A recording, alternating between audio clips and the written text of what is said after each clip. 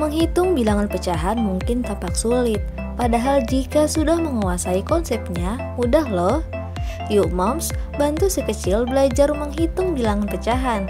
Simak materi belajar di rumah hari ini ya.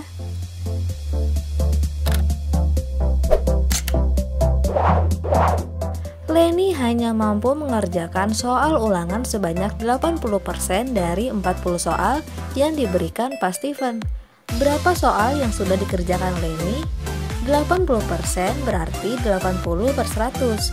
Maka untuk menyelesaikan soal ini, kita harus mengetahui berapakah 80% dari 40 soal. Caranya, kalikan 80/100 dengan 40. Pertama, kalikan 80 dengan 40, hasilnya 3200.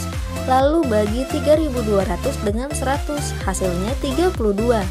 Berarti 80% dari 40 soal adalah 32 soal. Maka Leni sudah mengerjakan 32 soal. Tentukan hasilnya dalam persen. A. 35% dibagi 21/2. Pertama ubah dulu 21/2 menjadi bilangan pecahan. 21/2 sama dengan 5/2. Maka kita tinggal menghitung 35 dibagi 5/2. Karena pembagian pecahan selalu diubah menjadi perkalian, tinggal dibalik.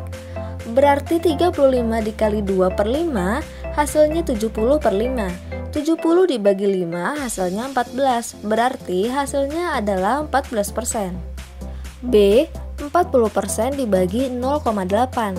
Pada soal ini kita harus mengubah 0,8 menjadi pecahan. 0,8 adalah bilangan desimal. Dalam pecahan bentuknya 8/10. Berarti tinggal hitung 40 dibagi 8/10. Sama seperti soal sebelumnya, pada pembagian pecahan posisi penyebut dan pembilang dibalik. Berarti hitung 40 dikali 10/8 hasilnya 40/8. 40 dibagi 8 hasilnya 50. Jawaban soal ini berarti 50%. Seorang pedagang membeli sebuah jaket seharga Rp80.000 dan akan dijual kembali kepada pembeli. Pedagang tersebut ingin mendapatkan untung sebesar 30% dari penjualan jaket, sehingga ia menjualnya dengan harga Rp100.000. Apakah yang dilakukan oleh penjual itu tepat? Jelaskan. Pada soal ini harus dicari lebih dulu berapakah 30% dari 80.000. Hitung 80.000 dikali 30/100, hasilnya 24.000.